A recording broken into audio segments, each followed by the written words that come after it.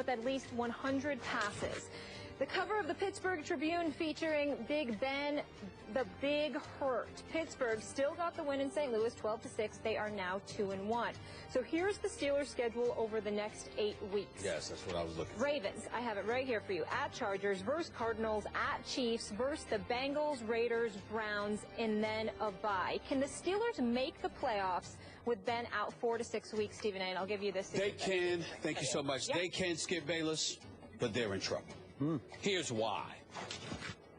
Cincinnati is running away in the regular season. That was a spectacular performance by A.J. Green yesterday. We know this. Andy Dalton was pretty good. Andy Dalton was pretty good, and Flacco and those boys weren't able to finish the deal. Nope. He just doesn't have enough weapons, even though that bad man Steve Smith did show up. He was bad yesterday in a very good way. Yeah. Having said all of that, when I look at the Steelers' schedule right now, I'm thinking about a Michael Vick, who had the worst QBR in the NFL last year for any quarterback that threw at least 100 passes. And I'm thinking about the Steelers' schedule. You got a desperate Ravens team who's on the brink if their season is not over already. I'm not sold on the Chargers, but that is on the road as opposed to at home. Then you've got the Cardinals, who may be some folks' Super Bowl pick, to be quite honest with you, because they're that big time. Sure. Especially with Carson Palmer as your quarterback. I think their record is now 16 or 17-2 when he's a starter in the Bruce era.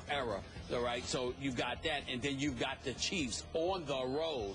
So over those next 4 games, I anticipate that the Steelers will lose at least 2 of those games. Since it's 2 of those games, and they're, 2-1 right now, they would be 4-3 heading into week 8.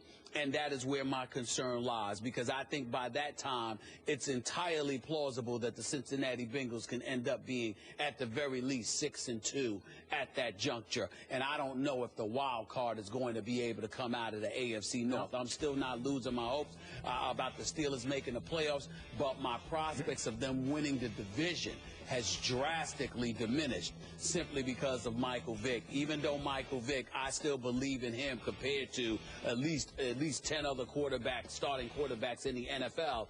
The fact of the matter is it's a huge, huge drop-off from Big Ben Roethlisberger to Michael Vick. Now, if you're the Steelers, you can get the running game going. Le'Veon Bell, D'Angelo Williams, the combo of the two. If you're an Antonio Brown, you can do some things in special teams, not just as a receiver. Also, there's a deep threat because we all know that Michael Vick has an arm. So he can make some things happen, plus he can make some things happen with his feet. That's why I'm not saying they're going to completely fall off the wagon, go 0-4, 1-3. But I just believe that you don't have Big Ben Roethlisberger there and then lose him, and suddenly you're not going to have a precipitous drop-off. That's where my mentality is right now, Skip. I still believe they will make the playoffs, but I have serious doubts as to whether or not they're going to be able to win the division crown, because I think by the time week 8, 9, and beyond comes up, and they play the Bengals that 5th game, which is when Ben Roethlisberger conceivably could come back, even though he could be gone for that week as well. I just believe that by that time, the Cincinnati Bengals will have built too big of an edge, and that's my concern. Are you ready to crown the Bengals in the North? No, I'm not. No? I don't trust them. I don't trust them. But they are the best. They are the best team right now. They are the best team. I got to look at their schedule, too. But I'm pretty close to that because I don't think the Ravens are coming back, and I don't know if the Steelers can win. It depends on how soon. Like, say, for example, I'll tell you this. I'll crown the Bengals AFC North champions if Big Ben Roethlisberger is going to be out for more than 4 weeks. Okay. Michael Vick needs to stay healthy, too. They need a backup for him. No question. Absolutely. But of those 4 games, if all we're talking about is those 4 games, I still think the Steelers have an outside chance. Okay, before I answer Molly's question, allow me to say that I picked the St. Louis Rams to win this game yesterday, and I was dead wrong. I bet on Foles goal. Not Fool's gold, but Foles gold. Because I bet on Nick Foles. Hold on, Elizabeth, I'm coming to join you. I know.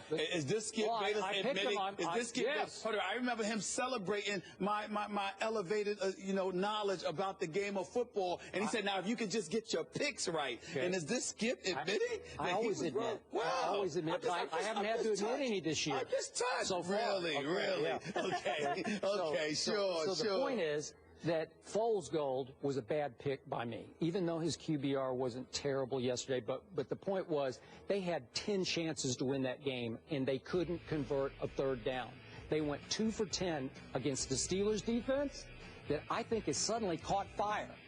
Remember the debacle in the preseason against Buffalo when they got wiped off the map by the Buffalo Bills? It actually said more about here come the Bills than there go the Steelers defenders, because they played great yesterday. 2 for 10 on third down. It's at St. Louis. I know they don't draw very well, but the crowd they did have is, you'd think it'd be in their corner. I guess it wasn't, and you lose 12-6, and you have 10 chances to pull that game out. Okay, now back to the question. I am not giving up on your Steelers. You're close. I'm not close. And it was heartwarming to me that there is one man and only one man who gave Michael Vick a job, because I don't think he'd be in football except for Mike Tomlin. Am I right about that? Absolutely right. Okay, so I love that, because I know we've been through all the dog stuff. I don't want to start in that. But I love what Michael Vick has made himself into as a man and a football player, even though he has taken a horrendous beating, as you keep pointing out what you're lying about. That's right. Got hit in the ribs and grabbed his head. Okay, because he's had head injuries right and left. Right. Okay, but if you give Mike Tomlin a few days, and obviously they're playing on a very short week, to try to install some things that Michael can still do at this advanced age with all of his cumulative injuries that he suffered, I think they're going to be okay. And I also believe that Ben Roethlisberger, remember his motorcycle accident, how fast he came back from that? I thought he just about, God rest his, it's like he almost left us that day, because that was close to being the end for him. And he bounced right back, and I thought it was going to be debilitating for him going forward, and he's as strong as ever. Well, you don't think he can come off an MCL sprain in 4 weeks, maybe 3? You might be surprised. They're probably saying 4 to 6 just to keep everybody at bay, but you don't think he could bounce back at least in 4 weeks? I think things with the upper extremities, I have no doubt. With the lower extremities, it's a bit different, because you've got to worry. It's not so much about him just being well enough to play. It's about what you have to concern about in terms of what you expose him to.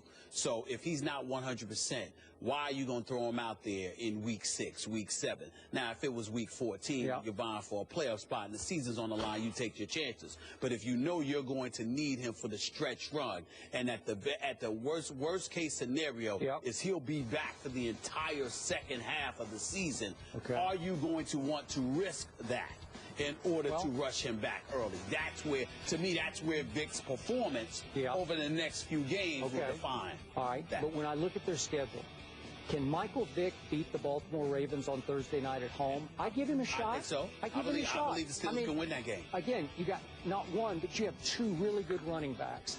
And you can figure out how to get Michael in situations that can benefit him, and some other ways to get the ball to Antonio Brown. Maybe you run reverses. Maybe you run slot handoff reverses. Little things you can do. Okay? So I look at, then they go to San Diego. The Chargers are a supreme disappointment to me, because so far they've beaten only one team when Phillip Rivers completed his last 20 passes. Guess who that was? The Detroit Lions. So we're going to talk about them later.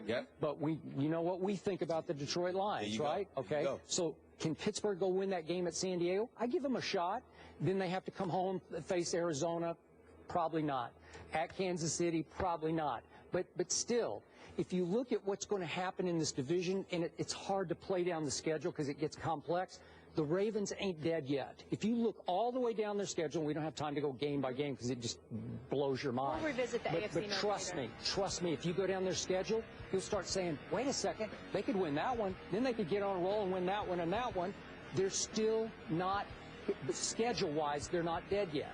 While Cincinnati, at 3-0, looking like the world beater that they are, they have Kansas City and Seattle at home. Are you sure they're going to win both those games? Because I'm not. They're definitely going to lose one of them. All right. Okay, they're definitely going to lose one of them. Then they go to Buffalo. You give them, I'm going Buffalo all day on that game, because Buffalo is serious business on offense and defense. Well, Tyrod Taylor has shocked me. He's been sensational. The only thing Buffalo has done wrong so far this year is they played Tom Brady at home. That's the only thing they've done wrong. Other than that, they're just wiping people up here. So, again, can Can Cincinnati go up there and win? I don't think so. So they're going to start to drift back to the pack. Then they have to go to Pittsburgh after a bye week. Well, here you go. So all of a sudden this division will be up for grabs. Now, I'm with you. It might be difficult for a wild card team to come out of here. But somebody's going to come out of here, and I think that's still way up for grabs with just 3 games in the bank so far. Okay. I mean, I feel you on that. I'm just concerned about Michael Vick, particularly on the road. And not only that, his durability as well. You can't rely on it. I think that Michael Vick can still make plays. I think that he can still lead this team to victory so long as he's healthy.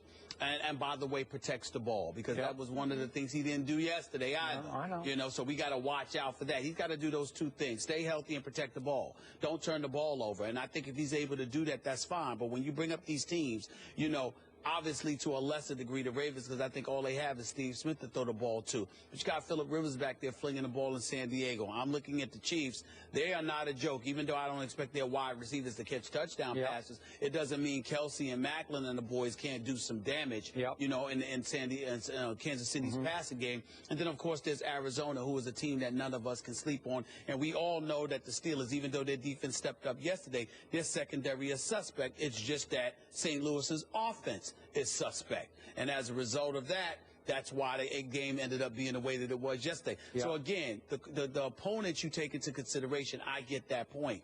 But when I look at stout defenses that have the potential to get a little quarterback, Skip, I worry about Michael Vick.